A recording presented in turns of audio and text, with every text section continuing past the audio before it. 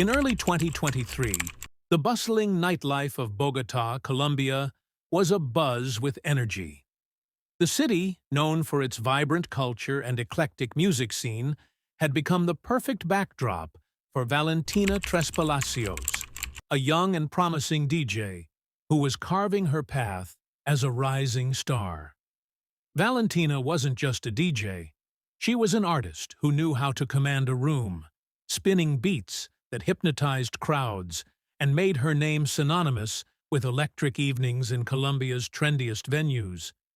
At just 23 years old, Valentina embodied the spirit of her generation, ambitious, independent, and deeply connected to the digital age.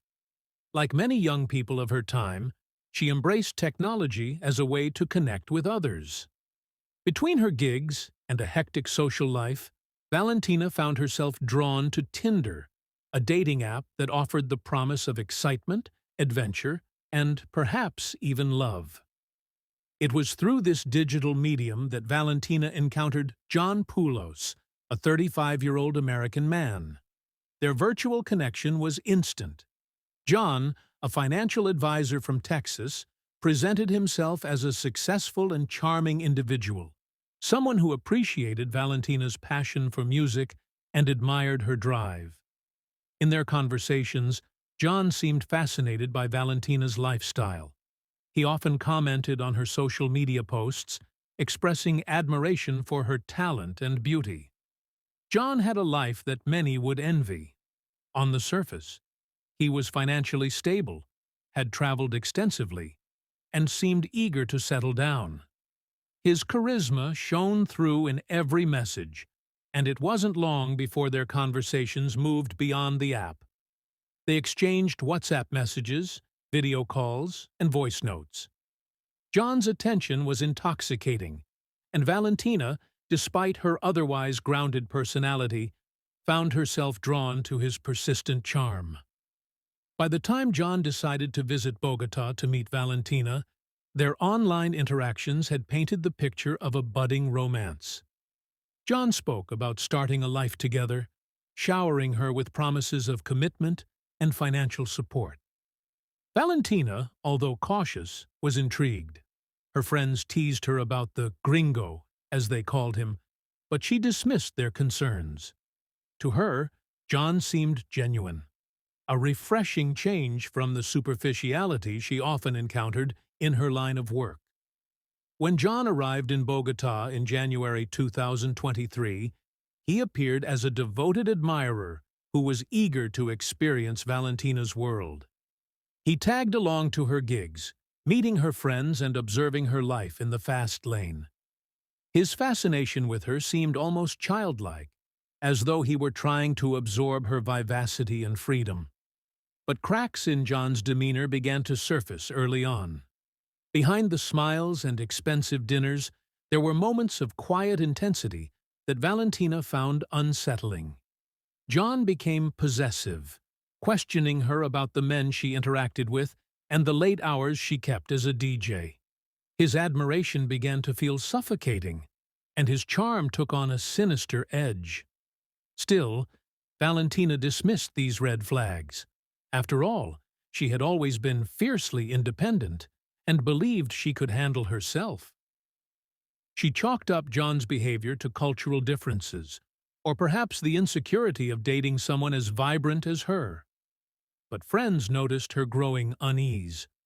During casual conversations, Valentina occasionally mentioned that John seemed a little too attached, but she laughed it off, saying, "He's harmless, just a bit intense."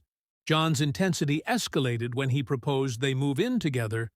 He envisioned a life where Valentina would leave her late-night gigs behind and focus on a quieter, more domestic future.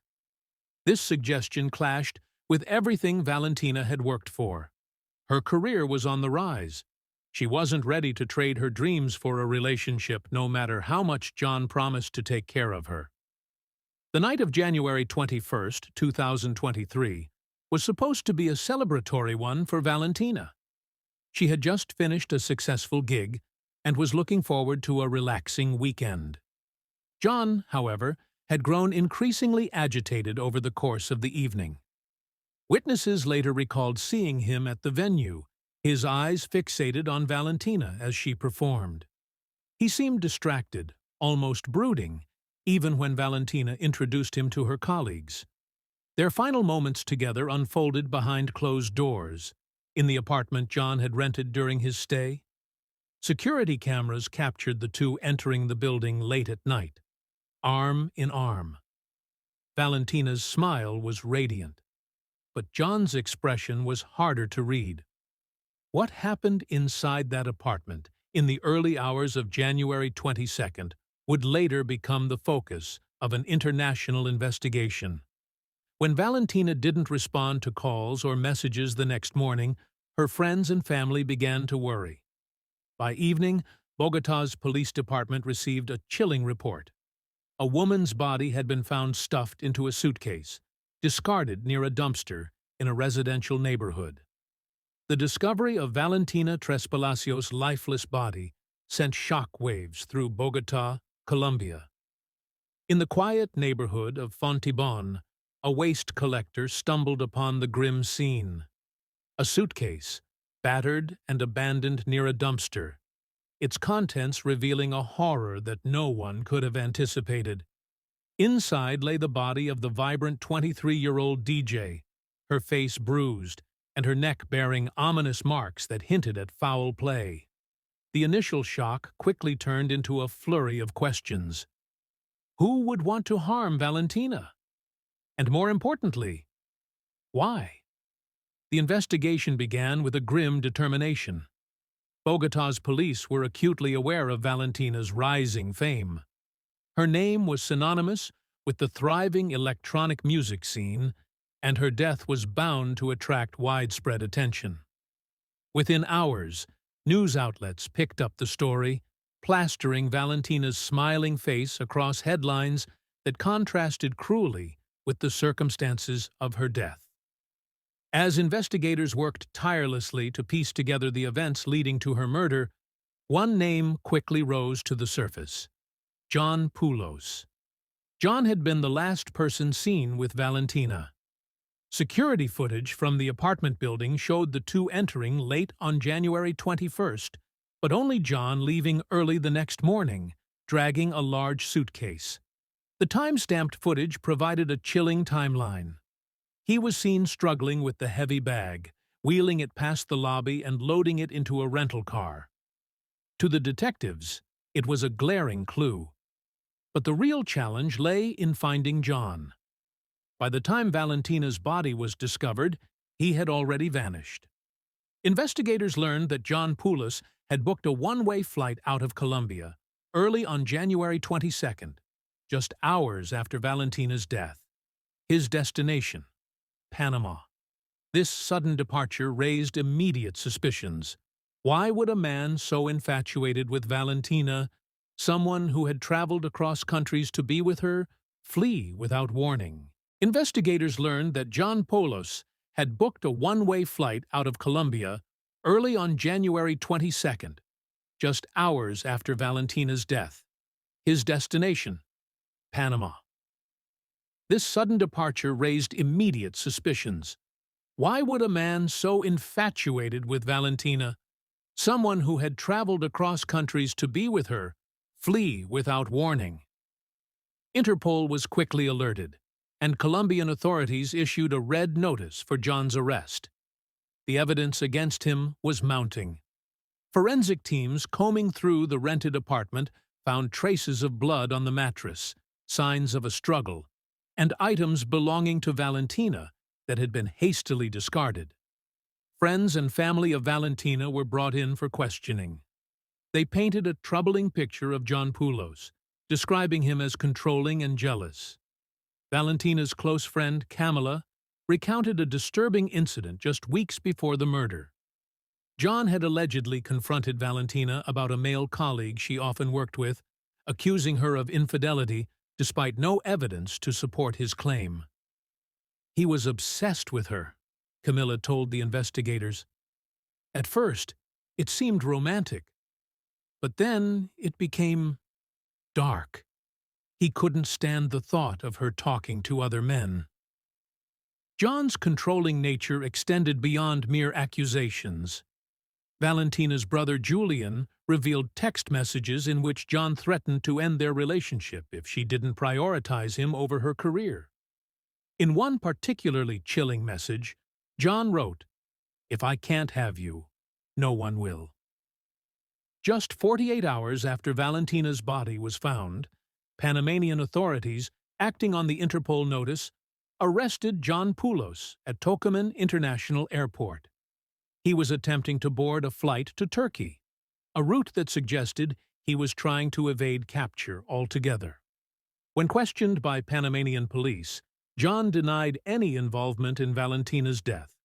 He appeared calm, almost unnervingly so, as he claimed to have left Bogotá after a simple argument with Valentina. He insisted he had nothing to hide, and that his sudden departure was coincidental. But the evidence told a different story. In John's possession, authorities found Valentina's cell phone and credit cards. More damning, however, was the suitcase he had used to transport her body. Forensic tests revealed hair and fibers matching Valentina's, further solidifying his connection to the crime. John was extradited back to Colombia, where he faced relentless questioning. As investigators pressed him for details, his composed demeanor began to crack. He maintained his innocence, but his narrative was riddled with inconsistencies. Piecing together the timeline, investigators reconstructed the chilling events of January 21, 2023. Witnesses at the nightclub where Valentina had performed remembered seeing John standing in the shadows, watching her with an intensity that bordered on obsession. Valentina, ever the professional, had smiled and engaged with her fans, oblivious to the storm brewing in John's mind. After her performance, the couple returned to the rented apartment. Neighbors reported hearing raised voices, though no one thought much of it at the time. "They seemed like an ordinary couple having an argument," one neighbor said later. Inside the apartment, the argument escalated. John, fueled by jealousy and paranoia, confronted Valentina about her social media activity and interactions with male fans. Valentina, unwilling to tolerate his accusations, reportedly told him she was done with the relationship. What happened next was a brutal culmination of John's obsession. Investigators believe he strangled Valentina in a fit of rage. The autopsy revealed that she had died from asphyxiation, her neck bearing the unmistakable marks of manual strangulation. But what set this case apart was what came after. Instead of calling for help or turning himself in, John went to disturbing lengths to conceal his crime. He spent hours methodically cleaning the apartment, attempting to erase any trace of what had occurred. He placed Valentina's body into a suitcase, her vibrant life reduced to something he could discard as though she were nothing more than an inconvenience. As the case unfolded, psychologists weighed in on John Poulos's psyche. His actions reflected a dangerous combination of narcissism and possessiveness. He had built his life around the fantasy of being Valentina's savior, the man who could provide her with everything she needed. When she refused to conform to his expectations, it shattered his carefully constructed image of control. He saw her as an object, not a person, one expert noted. Her independence and success threatened his sense of masculinity, and in his mind, eliminating her was the only way to regain control. John's internet history further exposed his twisted mindset. Investigators found searches for terms like "how to make someone disappear" and "quick ways to kill without a mess." These searches, coupled with his possessive behavior, painted a chilling picture of premeditation. John Poulos's trial became a media spectacle, drawing attention from around the globe. The courtroom was packed with reporters, activists, and Valentina's grieving family. Her mother, heartbroken but determined, attended every session, clutching a photograph of her daughter. Prosecutors presented an airtight case, detailing John's descent from a charming suitor to a calculating murderer. The evidence was overwhelming. The security footage, forensic findings, and John's own erratic behavior in the days following the crime. John's defense attempted to argue that the murder was not premeditated, framing it as a crime of passion. But the prosecution countered with the damning internet searches and testimony from Valentina's friends about John's controlling tendencies. The jury deliberated for just a few hours before delivering their verdict: guilty of first-degree murder. John Poulos was sentenced to life in prison without the possibility of parole, a sentence that offered little solace to Valentina's family, but ensured he would never harm anyone again. The conviction of John Poulos for the murder of Valentina Trespalacios marked the end of one chapter, but left a trail of heartbreak and unanswered questions. In the aftermath of the trial, Bogotá, and indeed the world, grappled with the tragedy of a young woman whose life had been brutally cut short. The case became more than a story of one man's possessive obsession. It was a reflection of societal issues surrounding gender violence, digital dating culture, and the dangers lurking in the shadows of modern relationships. Valentina's family was shattered. Her mother, Laura Trespalacios, had been her biggest supporter, attending her gigs, celebrating her milestones, and watching her daughter thrive in a competitive industry. Losing her in such a brutal and senseless manner left a void that could never be filled. In interviews following the trial, Laura often spoke about Valentina's zest for life and her dedication to her craft.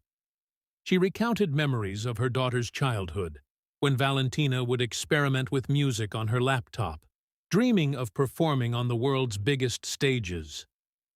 "She didn't deserve this," Laura said tearfully during a televised appearance.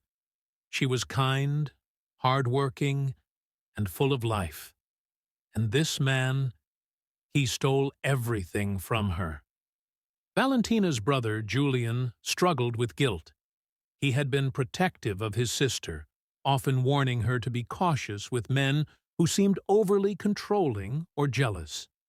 When she introduced him to John Poulos, Julian admitted he had felt uneasy. "There was something about him," Julian said during a press conference. "He seemed too good to be true, and I wish I had told her to stay away." But Valentina was always independent. She believed she could handle anything. Their grief, though deeply personal, resonated with many families in Colombia and beyond who had faced similar losses. Valentina's death became a rallying cry against femicide, a persistent and devastating issue in the country. As the details of the case became public, it sparked outrage and sorrow among the people of Colombia. Thousands attended candlelight vigils held in Valentina's honor, with DJs playing her favorite tracks as tributes to her memory. The case also reignited discussions about the rising tide of gender-based violence in Latin America. Colombia, like many other countries in the region, had been grappling with alarming rates of femicide. In 2022 alone, over 600 women were killed in gender-related violence, and many more suffered abuse at the hands of partners or acquaintances. Activists seized upon Valentina's story as a stark reminder of the dangers women faced, even from those who claimed to love them. Marches and protests swept through Bogotá and other cities, with demonstrators holding signs that read, "Ni una más," not one more. "Justice for Valentina. Stop killing women." Social media played a significant role in amplifying these voices. The hashtag number Justice for Valentina trended for weeks as people around the world demanded accountability not just for her murder, but for systemic failures that allowed gender violence to persist. Many questioned how someone like John Poulos, who displayed clear signs of obsessive behavior, had managed to escape scrutiny. Was Valentina's death preventable?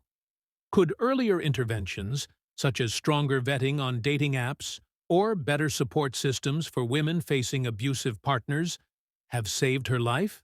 The case also brought attention to the perils of online dating. Tinder, the app through which Valentina and John met, came under fire for not doing enough to protect its users. Critics argued that the platform should have more robust safety measures, such as background checks or warning systems for users who exhibit concerning behavior. While dating apps have revolutionized how people connect, they have also created new risks. Stories of abuse, stalking, and even murder linked to online encounters are not uncommon, and Valentina's tragic story became a cautionary tale.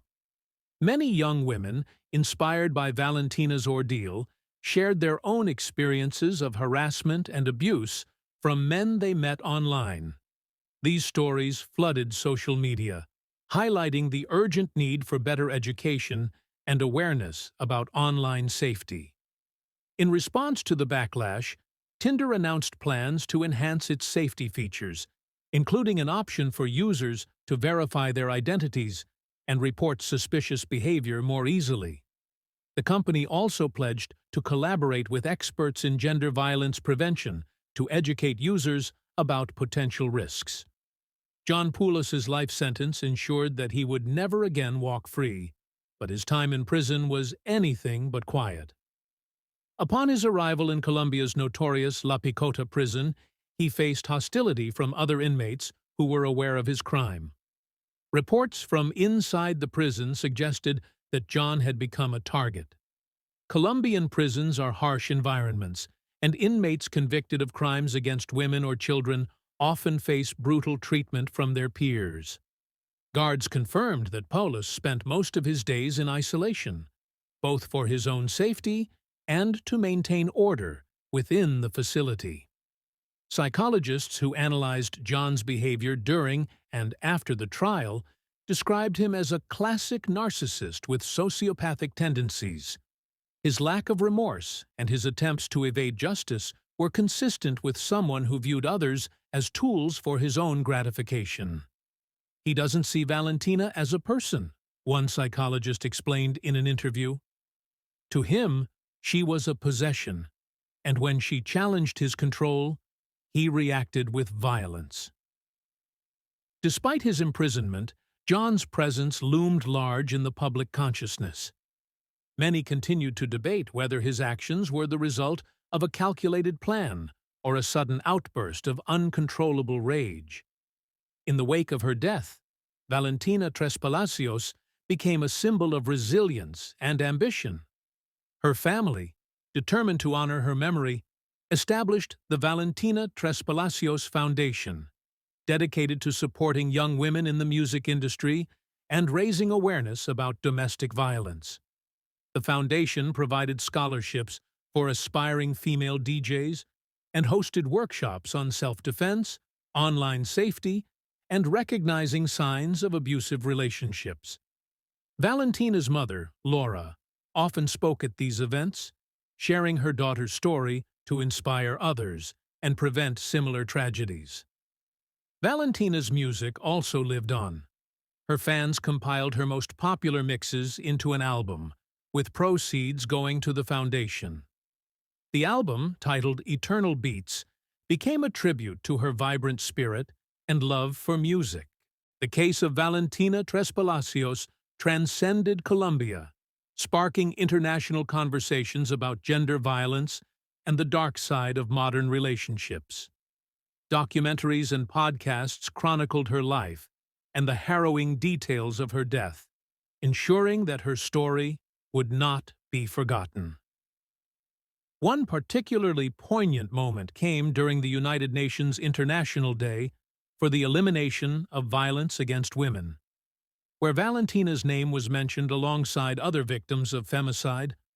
Her story became part of a broader movement to address the systemic issues that enable such violence.